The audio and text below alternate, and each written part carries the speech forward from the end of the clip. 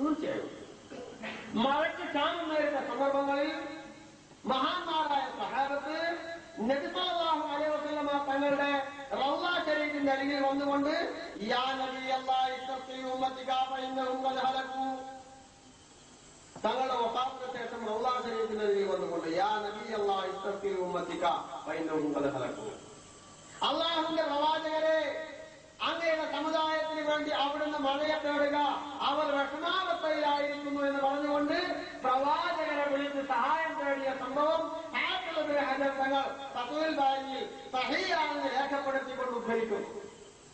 ഇബ്നു അബീ ശൈബ മറ്റൊരു വാക്യമാണ്. ഈ അസറാവട്ടെ സഹീഹാണ്, പ്രബലമാണ്, സർവ സ്വീകാര്യമാണ്. അതിന്റെ സ്വീകാര്യതയെ സിഹത്തിനെ ചോദ്യം ചെയ്യാൻ പണ്ഡിതന്മാർക്ക് സാധ്യമല്ല. അപ്പൊ സഹാബത്തിന്റെ ഇടയിൽ അങ്ങനെ പതിവുണ്ടായിട്ടുണ്ട്. നബി സല്ലല്ലാഹു അലൈഹി വസല്ലം തങ്ങൾ വഫാത്തിന് ശേഷം ഏതാനും ദിവസങ്ങൾ പിന്നിട്ട് അലി റളിയല്ലാഹു തആല അൻഹു ഉൾപ്പെടെയുള്ള പ്രമുഖരായ സഹാബിവര്യന്മാർ തങ്ങളുടെ ശറഫാക്കപ്പെട്ട ഖബറിനരികിൽ ഇരിക്കെ ഒരു ഗ്രാമീണ അറബി വന്നുകൊണ്ട് നബി സല്ലല്ലാഹു അലൈഹി വസല്ലം തങ്ങളോട് നേർക്ക് നേരെ പറയുന്നു. തങ്ങളോട് വന്നിട്ട് പറയുന്നു, ആ ഗ്രാമീണ അറബി, നബിയെ അങ്ങ് പറഞ്ഞു, ഞങ്ങൾ അനുസരിച്ചു. അങ്ങ് അല്ലാഹുവിൽ നിന്ന് കേട്ടു, ഞങ്ങൾ തങ്ങളിൽ നിന്ന് കേട്ടു.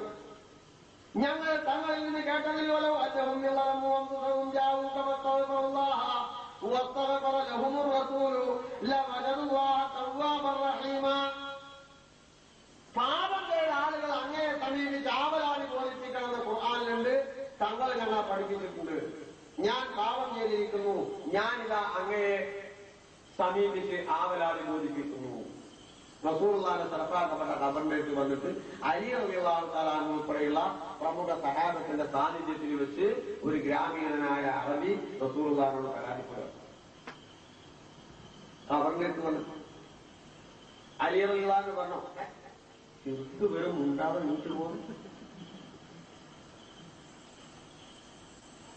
ആ കാലം മുതൽക്ക് ഒരു പ്രവണത മുസ്ലിം ലോകത്ത് നിലവിലുണ്ട്. അതാണ് ഞങ്ങളെ കുറച്ച് മൂല്യന്മാരെ കൂടി തീരുമാനം ഉണ്ടാക്കിയ നല്ലത്.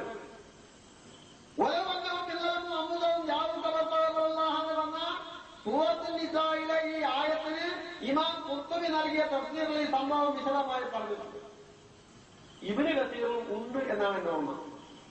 ഖുർത്തുബിയിൽ തീർച്ചയായിട്ടും ഉണ്ട്, ഇബ്നു കസീറും ഉണ്ട്, ഓർമ്മ നല്ലുണ്ട്. മറ്റ് തഫ്സീറുകളിലും പറയും ഈ സംഭവം. അതാണ് غير حسر وعدد لك أشكو فيه يا سيدي خير النبي. പാപം ചെയ്ത ആളുകൾ പ്രവാചകരെ സമീപിച്ച് പരാതിപ്പെടാറുണ്ട്. അതാണ് സഹാബത്ത്. അത് റസൂലുള്ളാഹിന്റെ ജീവിതകാലത്ത് മാത്രമല്ല, തങ്ങളുടെ വഫാത്തിന് ശേഷം മഹാന്മാരായ സഹാബത്ത് അങ്ങനെ ചെയ്തിട്ടുണ്ട്. അതുകൊണ്ട് അങ്ങനെ ഒരു നിമിത്തം ശാരികൾ നിശ്ചയിച്ചതാണ്. അതിനെ എതിർക്കേണ്ടതില്ല, വിമർശിക്കപ്പെടേണ്ടതില്ല. സഹാബത്ത് മുതൽ നിലനിർത്തിപ്പോടുന്ന ഒരു സമ്പ്രദായമാണ് മാത്രം. പിന്നെ വിമർശിക്കാൻ പറയാനുള്ള ന്യായവാദങ്ങൾ എന്തൊക്കെയാണ്? ഓരോരുത്തർക്ക് സ്വന്തമായി ശരി എന്ന് തോന്നുന്ന ന്യായങ്ങൾ സ്വന്തമായി കണ്ടെത്തി തങ്ങളുടെ ഇഷ്ടപ്രകാരം ന്യായവാദങ്ങൾ ഉണ്ടാക്കി വിമർശിക്കാൻ വേണ്ടി ശരിയല്ല. പ്രമാണങ്ങളുടെ പിൻബലവും പ്രാമാണികരുടെ അംഗീകാരവും ഉണ്ടെന്ന് വന്നാൽ പിന്നെ മുസ്ലിങ്ങൾ അതിനെ വിമർശിക്കുന്നത് ന്യായമല്ല, ശരിയല്ല. നമ്മൾ പരിശോധിക്കേണ്ട എന്താണ്? പ്രമാണങ്ങളിൽ പരാമർശമുണ്ടോ, പ്രാമാണികർ അങ്ങനെ ചെയ്തിട്ടുണ്ടോ എങ്കിൽ പിന്നെ നമ്മുടെ ഭാഗത്ത് നിന്ന് വിമർശനം ഉണ്ടാകാൻ പാടില്ലാത്തതാണ്. അതാണ് നമ്മൾ ഈ കാര്യത്തിൽ സ്വീകരിക്കേണ്ട സമീപനം എന്നാണ് നമ്മുടെ പക്ഷം. ഇനി ഒന്നുകൂടി ഞാൻ പറയാം. പൂർവ്വകാല ഇമാമിങ്ങൾ മഹത്വങ്ങൾ, ഇമാം തുർക്കിയെ പോലുള്ള മഹാന്മാരൊക്കെ ഈ വിഷയകമായി ഗ്രന്ഥങ്ങൾ എഴുതിയിട്ടുണ്ട്. മഹാന്മാരെ കൊണ്ട് ഇടപെടുക, മഹാന്മാരോട് സഹായം ചെയ്യുക ഇത്യാദി വിഷയങ്ങൾ ഉൾക്കൊള്ളിച്ചുകൊണ്ടുള്ള അതിനുവേണ്ടി മാത്രം പ്രത്യേക കിതാബുകളെ വെച്ചിട്ടുണ്ട്. അതൊക്കെ മുതാലാ ചെയ്തിട്ടും അതിനുള്ള ഉള്ളടക്കങ്ങൾ വായിച്ചിട്ടും അംഗീകരിച്ചിട്ടൊക്കെയാണ് മുസ്ലിം ലോകങ്ങളുടെ സമ്പ്രദായം നിലനിർത്തിപ്പോരുന്നത്. അല്ലാതെ ഞങ്ങൾ കുറച്ച് സാധുക്കൾ കൂടി തീരുമാനിച്ചതൊന്നുമല്ല. അങ്ങനെ തെറ്റിദ്ധാരണയൊന്നും നമ്മുടെ സഹോദരന്മാർക്ക് വേണ്ട. കാര്യങ്ങളുടെ നിജത്തിൽ ഗ്രഹിക്കാൻ തയ്യാറാവണമെന്ന് മാത്രമേ ഞാൻ പറയുന്നുള്ളൂ. ആകയാൽ ഇവിടെ അന്ധവിശ്വാസം എന്ന ആക്ഷേപം ഒട്ടും ശരിയല്ല.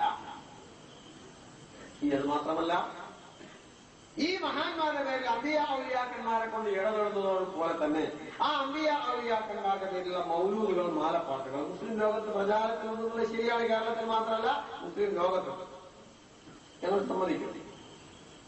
ആരാണ് ഈ മൗലൂദ് തുടങ്ങിയത്?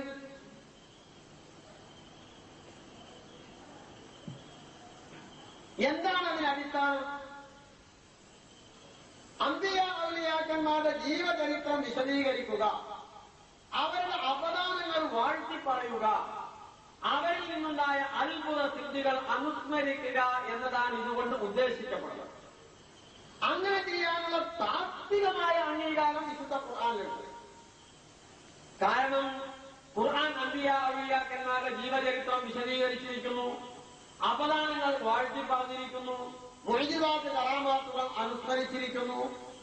അതുകൊണ്ടാണ് താത്വികമായ അംഗീകാരം ഖുർആനിലുണ്ട് എന്ന് ഞാൻ അവകാശപ്പെടുന്നു. എന്നാൽ പിന്നെ മൗലൂദ് എന്ന പേരിൽ മുസ്ലിം ലോകത്ത് ഉത്തമ നൂറ്റാണ്ടുകാർ ഈ സമ്പ്രദായം നിലനിർത്തി പോന്നിട്ടുണ്ടോ?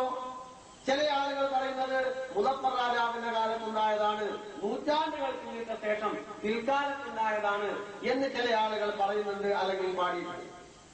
പറഞ്ഞവർക്കും പാടിയവർക്കുമൊക്കെ അള്ളാഹു റഹ്മത്ത് ചെയ്യട്ടെ, അതൊന്നും ശരിയല്ല. സഹാബത്തിന്റെ കാലം മുതൽക്ക് തന്നെ ഈ സമ്പ്രദായം നിലവിലുണ്ട് എന്നതാണ് സത്യം. ഞാൻ ഒരൊറ്റ സംഭവം പറയുന്നു. താബിഈകളിൽ പ്രമുഖനായ ഹസൻ ബസ്രി റളിയല്ലാഹു തആല അൻഹു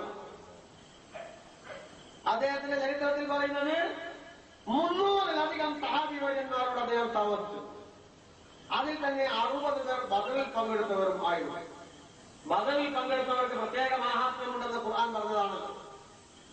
ബദറിൽ പങ്കെടുത്ത 60 പേർ ഉൾപ്പെടെ 300-ലധികം സഹാബിവര്യന്മാരോട് സഹവസിക്കാനും അവരിൽ നിന്ന് ദീൻ കാര്യങ്ങൾ ഗ്രഹിക്കാനും സൗഭാഗ്യം ലഭിച്ച ഹസൻ ബസ്രി റളിയല്ലാഹു തആല അൻഹു തങ്ങൾ പറഞ്ഞു, എനിക്ക് ഉഹദ് പർവ്വതത്തോളം സ്വർണം ലഭിച്ചാലും പ്രവാചകന്റെ മൗലൂദിന് വേണ്ടി അത് ചെലവഴിക്കാൻ ഞാൻ ഇഷ്ടപ്പെടുന്നു. കേട്ടോ, എനിക്ക് ഉഹദ് പർവ്വതത്തോളം സ്വർണം ലഭിച്ചാലും റസൂലുള്ളാഹിന്റെ മൗലൂദിന് വേണ്ടി അത് ചെലവഴിക്കാൻ ഞാൻ ഇഷ്ടപ്പെടുന്നു. നിന്റെ മൈനെന്താ? ആ കാലം മുതൽക്ക് മൗലൂദിന് തന്നെ. എന്നാൽ പിന്നെ മുദഫർ രാജാവ് തുടങ്ങിയെന്ന് പറഞ്ഞാൽ എന്താ? മൗലൂദല്ല,